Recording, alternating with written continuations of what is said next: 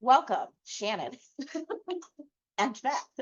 Hello, everyone. I am Dr. Bender. I am Associate Professor of English in the Language, Culture, and Gender Studies program. Welcome to our Piece of Our Success alumni panel, co-hosted by English, Rhetoric, Spanish, and the BGS program. Huge thanks to Kenyatta Dawson and BGS for doing the super duper heavy lifting of making this happen, including the pizza. Most important, we have two fabulous folks with us today. Beth Hedrick is Hedrick. I don't know why I do that. I'm sorry. I'm gonna edit that part out. It's pronounced just like it's spelled. Everyone does it. Bucel does it too. After almost 10 years. After many, many years of knowing this woman, Beth Hedrick, I finally pronounced her name right. Thank you. Beth is a two-time graduate at TW and current graduate student. She received her BGS. Got my BGS in 2016 and my Master of Library Science in 2018. Excellent. And then started Excellent. my PhD in rhetoric. Wonderful. And Shannon Quist is also a two-time graduate. TW earned her BA in English literature with a minor in global studies. With minor in global studies, that's right. Yeah. That's good. That's good. I like that. And a master's in English. What track did you do? Rhetoric, writing. Rhetoric and writing. Yeah. All right. So we'll I have a list of prepared questions. We can start with them, but we don't have to stay on script. Obviously, folks in the audience, please feel free to ask questions. So let's see. Tell us a little bit about yourself. You talked a little bit about the programs you were in. So yeah, tell us a little bit about yourself, who you are, what you do. Let's get to know each other. Let's talk. You want to go ahead? Sure. Yes, my name is Beth Hedrick, and I am currently the Digital Strategies and Innovation Specialist over at the library. I'm on the third floor. Feel free to visit me if you have questions about anything. I transferred to TWU in spring of 2015 to finish my bachelor's. I came from NCTC, and I did the Bachelor of General Studies with concentrations in English, history, and women's, because I already knew I was going to do library school. So it felt like a really good base as a librarian. I was initially just going to be English and history, and then I tossed women's in as well, just because it seemed like a good way to round it out. So, which I'm glad I did once I got to my PhD courses, because it actually helped. So that's who I am. Anything more? That's great. That's Okay. good. Awesome. Thank you. Yeah. Okay. Well, I'm Shannon. Hello. I got my bachelor's here. I got my master's here. Afterwards, I went to work as a technical writer at a tech company in fintech. Right now, I am in between opportunities, but but I have found the job search to be exciting, and It's but been an experience. but there are so many things that I have from school that I can brag about. So when I finally get people on the phone, I'm like, buckle in, baby. Yes, I'm about to tell you some things. So that's exciting. I'm also an author of a novel. It was a few years back, and I have an upcoming poetry collection.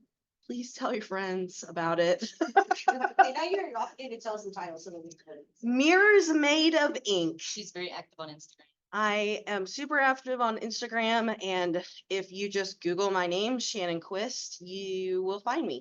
I am on Google. So She'll also get an alert that you've Googled her. Maybe. So, Shannon, you actually provided the best segue to the next question. What are some of the best skills that you gained in your undergraduate program that helped you prepare for the job market? Yeah, so learning how to take apart things that we're reading and look at the structure, right, of whether that's like a narrative or an argument or something like that. And then when you can take apart that structure, you can use it for yourself, right? Which I do all the time. I like to say that, that understanding of language and like structure allows us to communicate more clearly, right? So back at my old job, they were not paying me for shit. And well, We'll bleep it out and I'll see if I can find someone to do like a really cool like graphic. the pay could have been better. So so what I did was I wrote a letter to management that basically said, hey, pay me more. But because of my time, learning about language, I was able to, back up my research. I was like, this is what salary.com says. This is what Glassdoor says. Here's all the data. Please and thank you, love, Shannon. And I got a big fat raise. Then I quit. Another story. It's another story. So I mean, but that is part of the working world, right? Yes, yes. We have jobs, and sometimes those jobs are great for us for a while, and sometimes jobs don't fit us anymore, That's right. That's right. right? So that is part of the process, right? And the job market these days, the trend is when folks go into the corporate world, the nonprofit world, the trend tends to be that folks will be in jobs for about 18 months to 2 years, and then they'll move on. They take the skills that they've gained from one position, they move on to a different position. Sometimes it's changing companies, sometimes it's different positions within one company.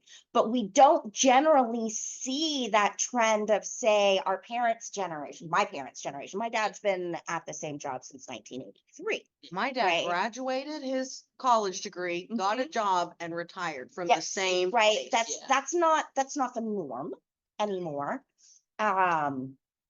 For a whole host of reasons, right? Right, So, I right. mean, in some ways, Shannon, I think it's really exciting that you can talk to us about sort of this being in between positions, right? It is And really what it's like. exciting. It's something that I think a lot of folks, when we talk about career development, like a lot of folks are scared of talking about, but it's a reality, and therefore we should talk about it. It is right, a reality. right. Yeah, and you have to be able to know how to talk about it as well, like when you're going into the interviews, because you can't just say, oh, I quit my job because I hated it.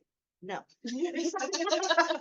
You have to be able to say, I decided that I'm going to look for something different because the old company, they were going in a different direction than I am going.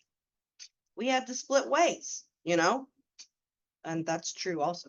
Conscious uncoupling. Conscious Exactly. uncoupling. Yeah. Yeah. Yeah. Beth, what were some of the best skills that you gained from your undergraduate program?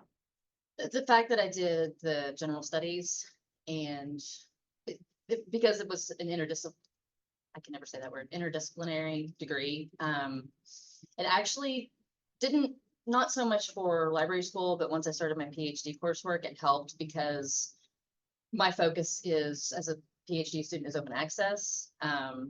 But it's also studying the history of open access, it's studying the history of libraries, but I'm also doing narrative analysis of particular books for the whole thing. It's a huge podcast mess, but it helped because my degree ended up being interdisciplinary. I took library courses as part of my PhD in rhetoric, and I took some history courses as part of my PhD in rhetoric. So doing that as an undergrad and getting that basis, because if you've taken all three multiple disciplines, that you have to write an MLA for some things, an APA for some things, and Chicago for some things, depending on your professor or your history professor. And so I did have a semester, my last semester of coursework for my PhD, I had a library class, a history class, and a regular class of Bucel. And so, yeah, I had to do major projects with all three Mhm. styles and citations. And so it's like little things like that that just, they kind of help, and it makes you a little more adaptable because you're not on one track. You have to move around to different thought processes, different patterns, different teaching styles. And so, like I said, library school was pretty one track, but my PhD program, and also it's helped me to understand the professors that I work with now for my job, because my job is literally professor publications. All of your faculty members who are writing papers and articles and reviews and public scholarship, I try to get a hold of as much as I can and put it in the repository. So it helps me to understand how to work with them and what projects they're doing. Not the math and science stuff so much, not my forte, but it helps to move through the different faculty. So y'all both had particularly interdisciplinary programs, right? Your global studies minor is very interdisciplinary. You concentrated in 3 different tracks. What are some other benefits of that disciplinarity, right? How else has that helped you? Has it helped you prepare for the job market? How has it helped you for your post-baccalaureate life? Well, I will let y'all in on a little secret that happened this morning. So yeah, in your office. Wait, so I applied for a job. I'm pulling all the strings on this one. I've got a friend there. I bought the little LinkedIn premium crap and was like, this is a top role. And anyway, they're a global payroll company. And so I immediately got a response, which is pretty neat. And they asked me in the email, well, what are you interested in about this job? And to be honest, I'm not really interested, except I need money. But because I have a global studies minor, I was able to say, did you know that I am very interested in global communications? You can see this in my history because of my global studies minor. Went there. I did. Which is exactly what It you seems to should have worked, though. do. Which is exactly what the reason for that, because they are a company that they do payroll for the world. And because of my global studies minor, I have a better concept of the world, without having to have, been rich and gone on adventures, Here at TWU, we go global without going abroad. That's right. That's right. I like how you just have that in your back pocket, ready to pull it out. I was waiting for it. Now I'm just waiting for Bucel to see that part of the video. And you know what? I put that paper in the repository. Oh, I cataloged that paper. It is forever archived. CWU. It's a group project. it is. It is. But what you're suggesting, right, is that a lot of what we need to do to get a job is not just have the skills that we get from our program, but we actually need to be able to talk about what those skills are, right, and how those skills will help us benefit the company that we're applying to work for. We are the marketers of our own selves and our experiences. Yeah, we are. No, Trademark that. That's I was good. gonna say that. It's good. TM.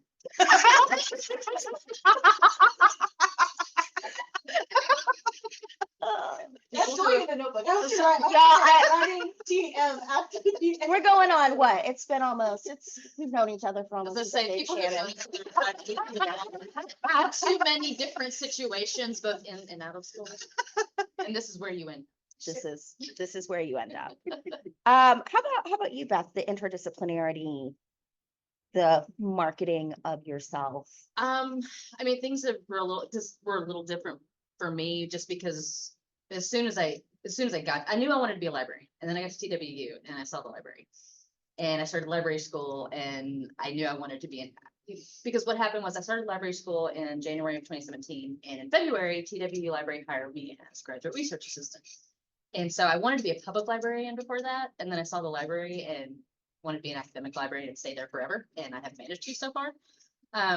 But so my career path has been a little different just because I was hired there in February 2017 as a GA, and then in August of 2022, I was hired as a full-time employee, which was not as a librarian, as a specialist, but actually part of the reason that I got hired was because similar to you, after what I've been through and what I've learned, I know my worth as an employee because of what I've done. And so in January of 2022, I told my then supervisor that at the end of the summer semester, I was going to leave if I wasn't hired as a full-time employee, because I couldn't keep writing as GA forever. I mean, I'm 47 years old and 20 hours a week is not going to cut it. So they created a position for me because what I had done, my work with the faculty and their publications for so many years, I didn't create the program, but the program is mine now. I've turned it into something that I understand from the inside out. So I was in a position, or they were in a position where they couldn't really lose me without training someone from the ground up. So I knew what I could do. I knew what I was worth because of the programs that I've been through. And like I said, the interdisciplinary aspect just helped me to get to know faculty so well. And, my browbeating has got them to cooperate with me. Someone that just sent me her CV after I've been asking for it for 3 years. I did it. Yes, you sent me 2 publications, and then I said, why don't you just send me your CV? It's true. Fine. So it's given me, and staying on campus and having met so many professors in my undergrad has helped a lot. Some of them are retired now. I don't think y'all ever got to meet Dr. Travis. Did you ever meet him? Paul Travis, he's a professor emeritus in history now. I don't think He so. was Old Man Yells at Clouds, and he was amazing. Yeah, he was amazing. So he actually left class one morning to go yell, because we were in the ASB, to go yell at one of the landscapers who was weed whacking too close to the window. Well, Yes, he was the one that, yeah, if he got to 3 people who hadn't done the reading, he would leave and class was over. So I took it for 4 semesters. Loved him. Hardcore. But he, as like I said, as part of that, BSG, taking those history courses and the English courses that kind of corresponded, and the women's courses on top of that, it worked. Most of the stuff, I managed to take stuff that worked really, really well together and intersected in a really, really neat way. And that all came together, mostly my PhD program. It all just kind of came crashing together because rhetoric it's an island of misfit toys. It is the weirdest, coolest program. Everyone is doing some weird project and it's amazing. that's true. It's Yeah. pretty delightful. It is. All of the different things that people Yeah. are studying. It's just, yeah. Yeah. Like everyone's like research ideas right now because some first year testing. Yeah. So it's like always listening. Yeah. Like everything is It is- really interesting. It's amazing. I'm doing my my dissertation is, like I said, open access, but I'm analyzing 4 different book series about libraries. Fantasy series is about libraries. Like I you want know, the names of. I will get those to you. Yeah, because some of them are Tell me like, the name of your podcast. oh, I forget about that. Never get idea. I'm doing my dissertation as a podcast. It's called Anxiety in the Archives, a podcast dissertation. And it is the first one in Texas. The first one was the one at Texas University, the second one in existence, and there's no path for it. So it's me and Bussel and Dr. Bender and Dr. Lackey are kind of, yep, there it is. Oh, are you listening? It's delightful. And I use real people to do narration for me and TV and movie clips. Oh, and it has a very easy URL. It's just Yeah. anxietyinthearchives.com. So yeah, Nice. haven't had an episode out in a while. We were trying to bank some. And I'm all. sending it to my librarian. Yes. There we go. So it's it's a little different. It's very public scholarship, which is kind of what I'm going for. So accessibility for everybody. Sorry, I ran off the rails. No, that was great. Middle-aged women with ADHD. This is what you get. Heard. It's time for my booster. Gonna have to edit that out too. Making so much. I know. Second. So this recording is just going in the vault, It's done, we're done. She says we can edit out later, it never gets uploaded.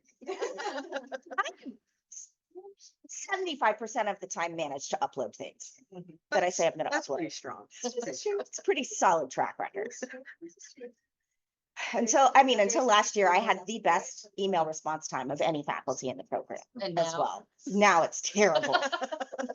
Absolutely terrible. I've settled into tenure. I don't respond to anyone anymore. oh, At least we get the auto replies from you. Oh. There's Sometimes I'm like, did you? That's did you true. say anything? even though there's sometimes a little update. 'cause I Like, keep up- you know, sometimes I do send it to you, like I will visit the office and like she won't be there, Your own and so I'll stuff. send her an email. And then I'll just like wait for the email response to see what the message before like the links are, just so I can see. I'm like, okay, why is she not responding Yeah. this time? Oh, no. So Or she puts Michael's information in there too. Contact Michael. Contact Michael. and then I have mine set up. Yeah. It's bouncing all around. you have to delegate. It's an important skill. It is a very Put important. that one on your skill. resume Can delegate, right? and delegate. So a You need to send couple, me the audio for this, by the way, so I can use it. 100%. Yeah. Yeah. We'll need to probably get permission. Oh, yeah, yeah. Yeah. Unless I just clip you and Shannon D. So there's that. Shannon's TMs every 5 minutes.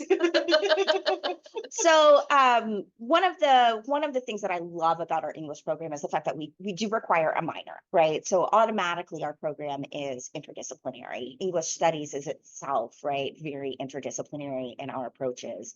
Do you think this interdisciplinarity has allowed y'all to be able to find connections with, say, jobs that may not be obvious to other people that are a good fit because of your ability to draw things together?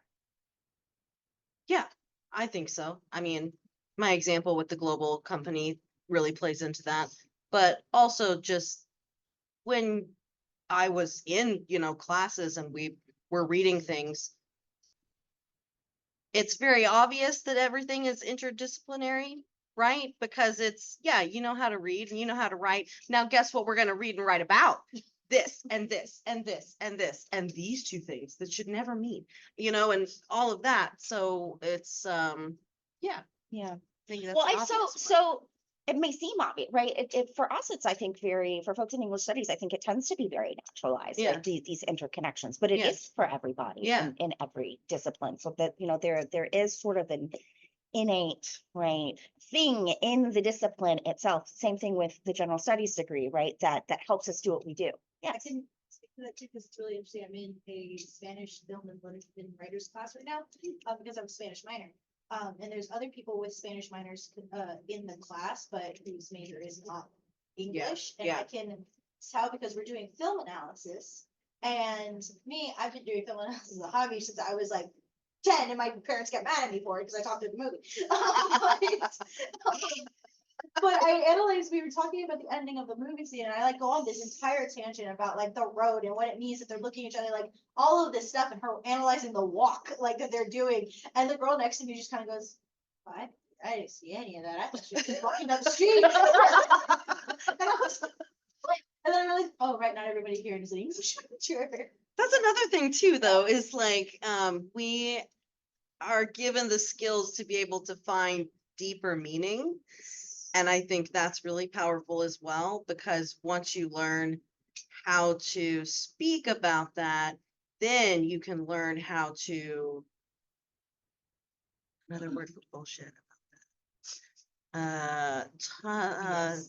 BS about that. There's a playfulness bring There is a playfulness. analysis to critique. Improvising So, analysis. okay, so, and this is relevant to Dr. Bender since she's on my committee, but Same. So, but yeah, so like last semester, I wrote a seminar paper where I kind of read Michel Foucault and H.P. Lovecraft as critical theorists There you go. with and against each other. So I didn't just go Foucauldian reading Lovecraft, but I also treated Lovecraft kind of as a thinker in his own right and read about the weirdness of the archive in Foucault.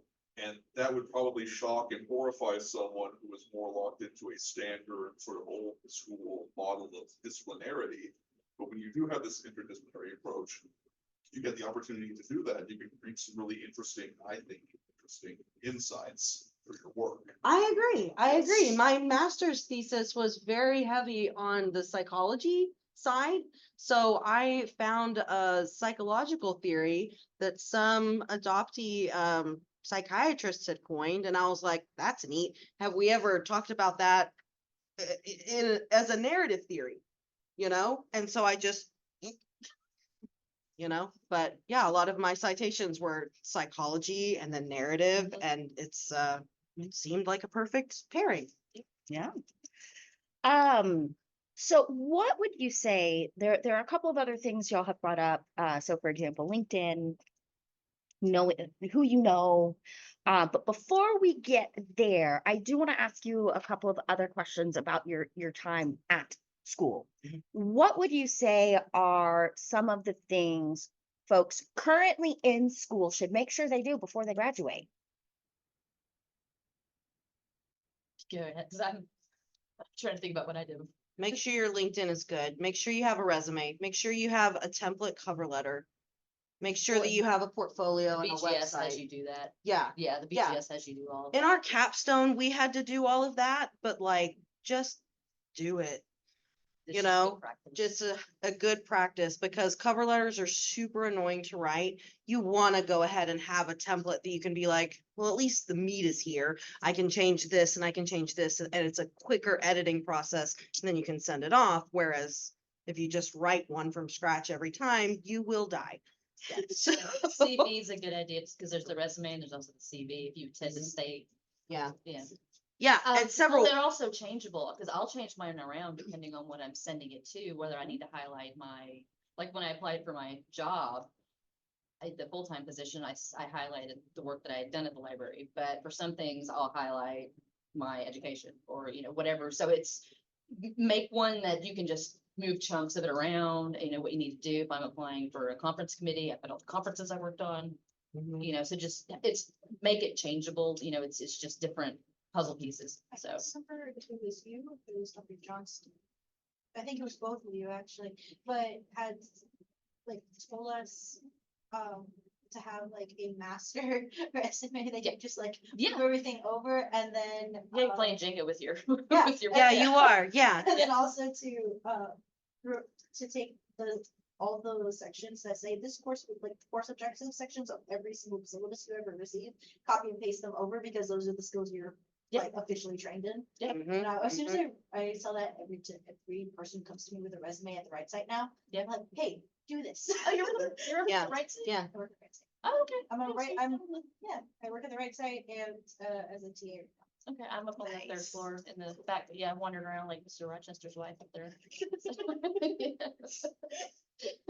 So, what you're suggesting is that effective,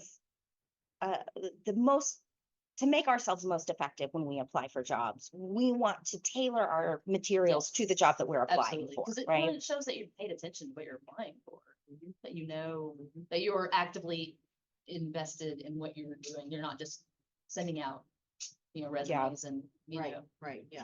Yeah, I saw, my Google tells me what I should read in my newsfeed. And it thinks I like to read things about academia. Wonder why. Hmm. And I got it was like a Business Insider article or something like that. And it was about a college kid who supposedly sent out like 400 job applications and only got one response back. My first thought before I even opened the article, admittedly, I didn't open the article, was, did you even bother to modify them, or Probably did not. you just send the same click? Yeah. Send 400 times. Yes, exactly. Right. And I mean, 20 years ago or 30 years ago, when we didn't have Word or, docs, then yeah, you could just blanket send the same thing out because you can't change it around. But now there's no excuse to not tailor what you're doing. It's too easy. Mhm. There's too many programs that just, and it's not gonna take you but 5 minutes to do it. Yep. And one of the things that you'll find too, is as you develop different resumes and different cover letters for different kinds of jobs, right? Then it's not just going back to your master template. It's, oh, I need to go back to my copywriter Yeah, template, yeah. right? I need to go back to my student coordinator template. So you have different templates that you can then go back to. Another hot tip on the resume and cover letter front before I forget it is you want to make sure that your documents are machine readable, which means Yes. no PDF unless they Unless specifically they're ask. OCR, And even then, it can be a little. it can be iffy. Right. There are times where you can do, like, if you're giving someone a hard copy of your resume, there's an argument in that moment for doing something that's a little bit slicker and fancy.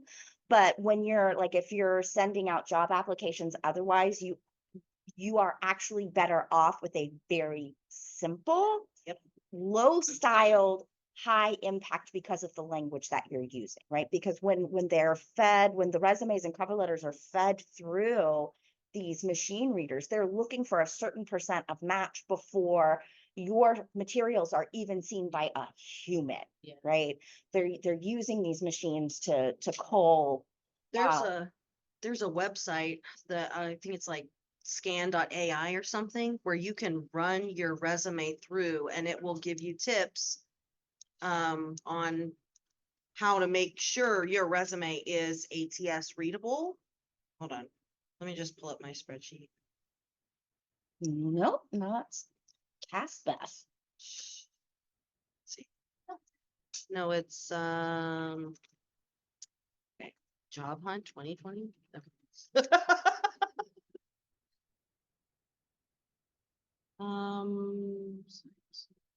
Enhanced CV.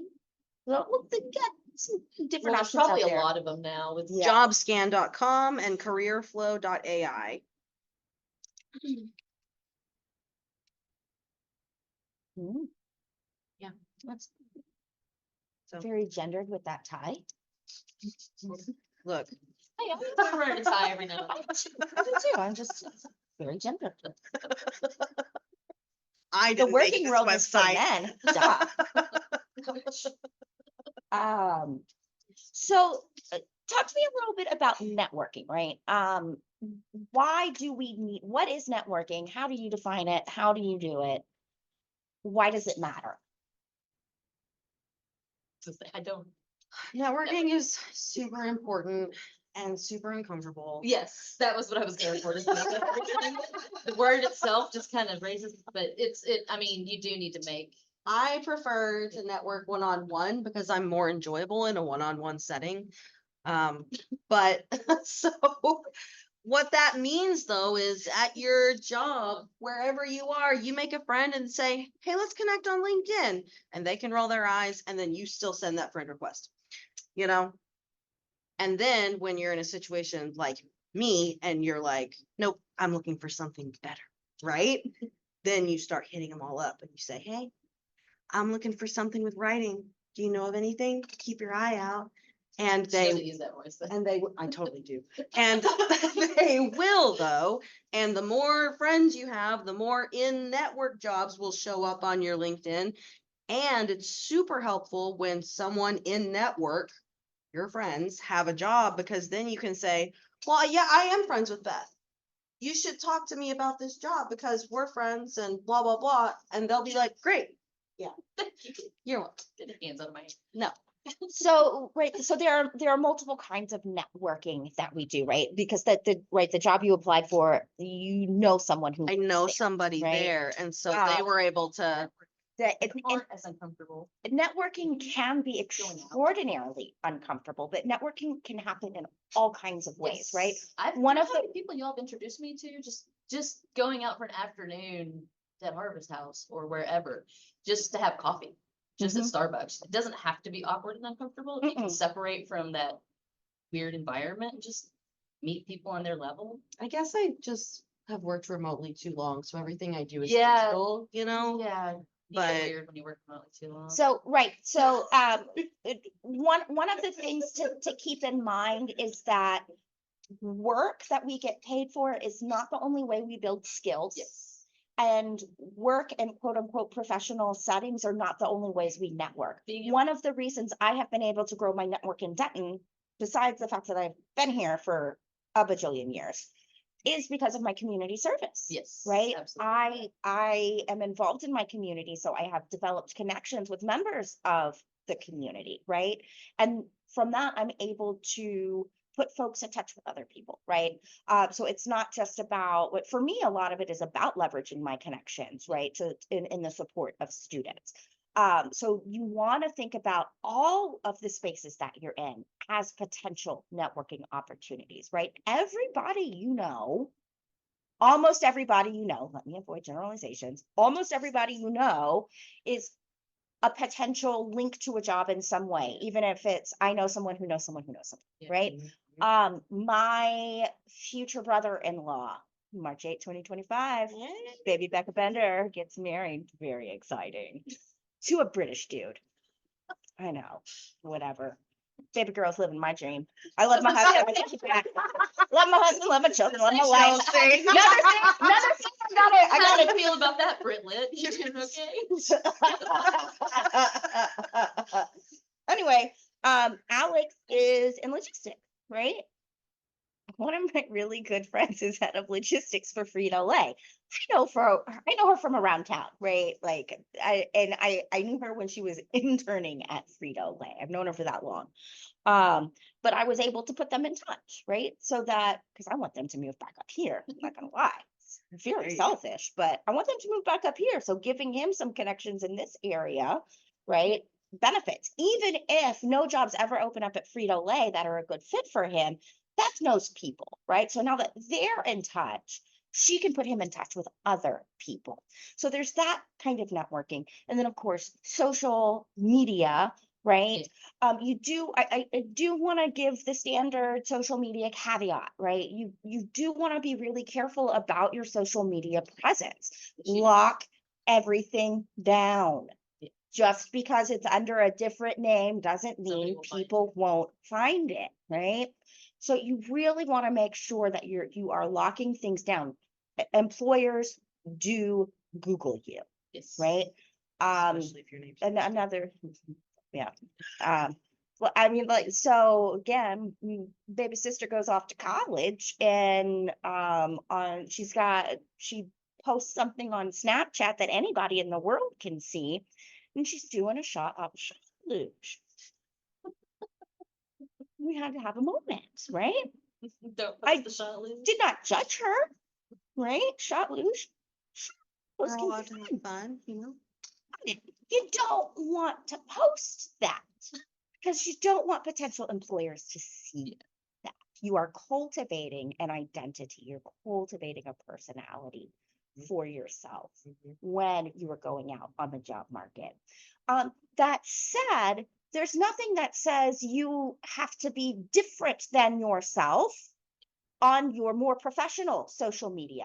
I 100%, when I post on LinkedIn, it's my more professional voice, but it's still it's very much better, right? I don't change who I am for that setting. I do match the setting. Yeah, yeah. I'm the same way Same, because, yeah. you know, all of my stuff is the same everywhere, website, Instagram, LinkedIn. But whereas on Instagram, I will make a reel of myself laying in the grass because I'm Which super is dramatic. Amazing. Yeah. Go find it, it's so great. But on LinkedIn, I'm just like, hey, I'm writing a book, you should check it out. Because that's a more professional way. It's the same stuff, but it's Different platform. a different platform, and so you have to adjust. That is what writing and other is. Yes. Basically, yes. Yes. Your audience and Yes. Yeah. Match your audience. Because I've been a steampunk librarian for a really long time, and so I keep that persona. I just alter her a little bit. LinkedIn, I still have blue stocking on there. On everything I do, I still have my alter ego, and because podcasting does become part of my skill set. It is something that I've done for a Long Mhm. time.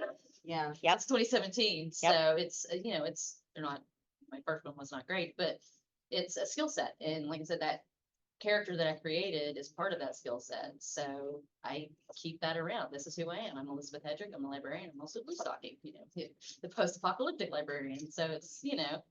you can still be yourself. You can still keep those aspects of who you are. It's just, post pictures of shot lesions. Yep. Right.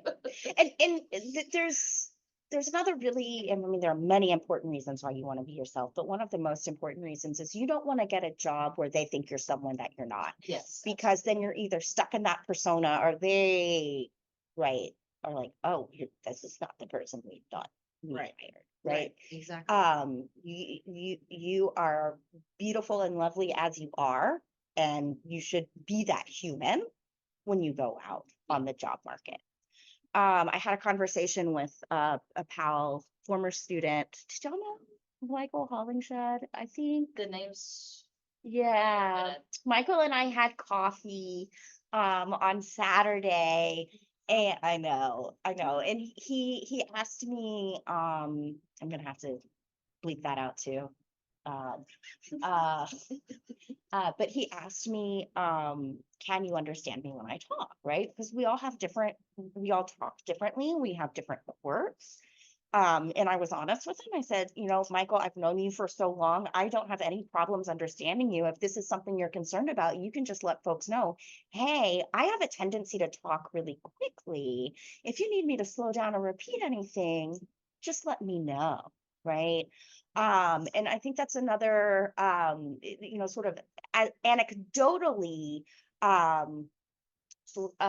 we can pull from that thematically, right? If there are things you are concerned about, be upfront about them, right? That gap in your resume, don't hide it, be upfront about it. It's the same thing I tell students when they're applying to grad school. If they're coming out of an undergraduate program, or it's been a long time since they've been in undergrad and their GPA wasn't the best at the time, right? You're not that same person anymore. We are always changing, always evolving. Be upfront about this is what happened. Here's what I learned from it and how it's actually prepared me for X, Y, or Z. Right? It's so much about the job market is really about the spin and about being able to tell a story about yourself, right? Which can feel really awkward, especially for Southern ladies who are told to make yourself small, right? Be quiet, don't boast about yourself. One of the most important things you have to start doing is bragging on yourself, owning your own awesomeness, owning your accomplishments, right?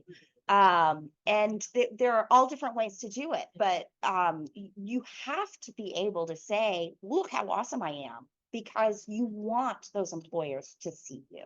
Yeah. That's why I always play my little sound clip that says, it is so good. Every time I don't feel good about myself, I have a little clip of Bender telling me I'm awesome. You are The benefits of carrying a awesome. micro recorder around with you everywhere you go. Let's see. So we talked LinkedIn. I cannot stress enough the importance of LinkedIn. 10 years ago, I was like, LinkedIn, right? It's whatever. It is. People in the business world use it, love it. It is an extraordinary tool that is at your disposal. Furthermore, you have access to LinkedIn Learning for free, right? The extra bucks that Shannon is paying to get the bells and whistles on LinkedIn, you get a lot of those for free right now as a student at TWU. And people love LinkedIn Learning credentials, right? And but the cool thing about they're micro credentials, right? You do an online workshop, you learn a thing.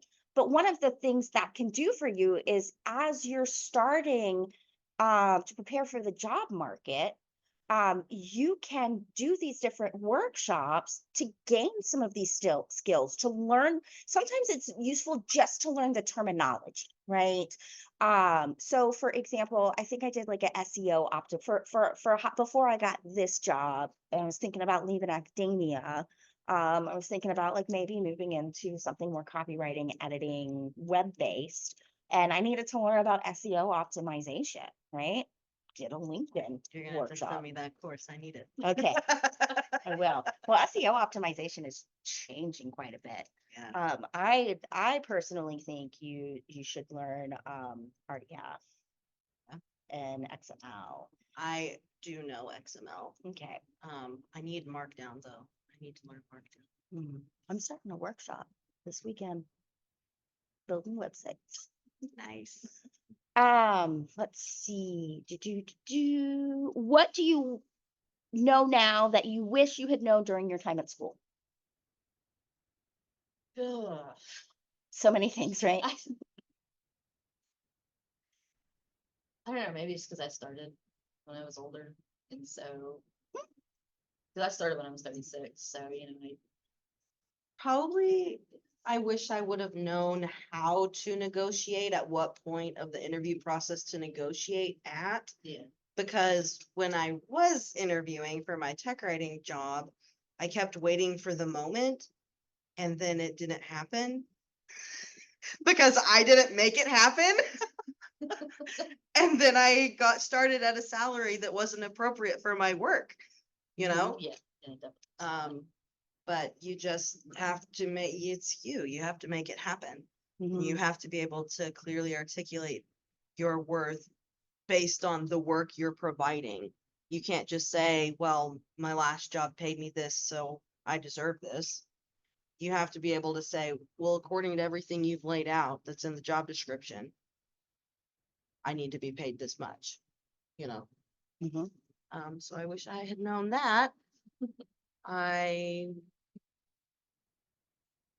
wish, I don't know.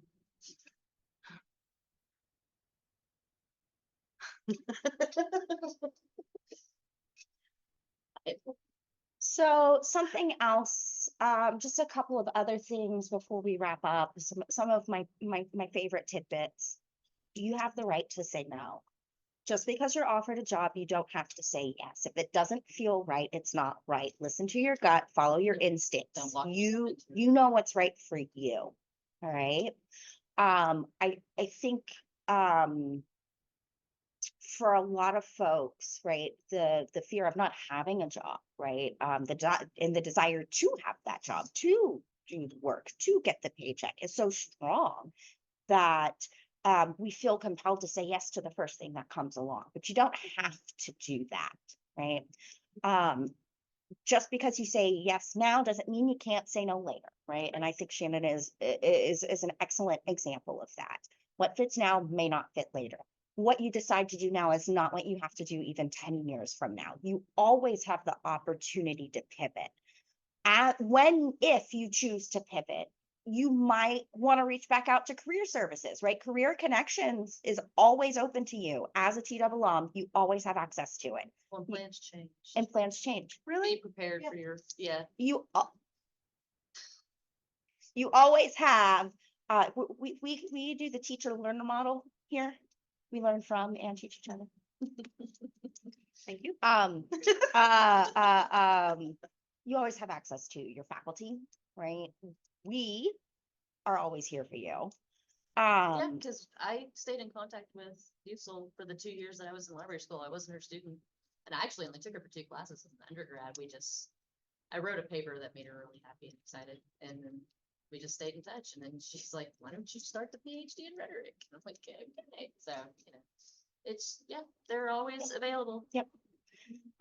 So, pivoting may take work, right? Yeah.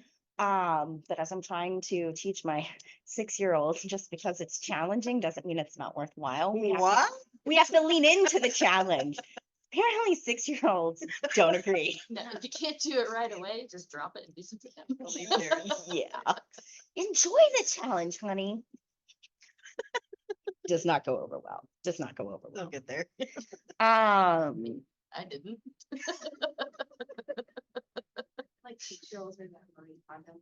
Does this bring me joy? No. Yeah. Yeah. Mhm, mhm. Yeah. Any questions from the audience that we had? Any questions you have that we haven't covered? Yes. Okay, Thanks a so, lot.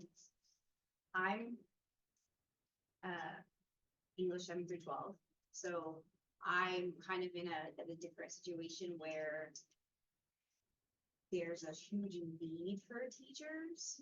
Do y'all have any suggestions for when it's flipped? When, because there is kind of, usually when you get interviewed, you're trying to earn the job.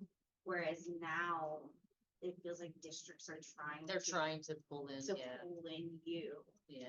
In So, that case, you need to be very choosy and make sure that they know you're interviewing elsewhere, because then they'll be more open to giving you more in pay and even giving you extra benefits if possible. Mm. You know, you need to leverage You're in a that. position of strength at that point. Yeah, you're in a position of Especially in strength. Texas with some teachers. And when you share with them, you can say things like, well, I am in the interview stages of, I have one more interview left and blah, blah, blah. I would like to know.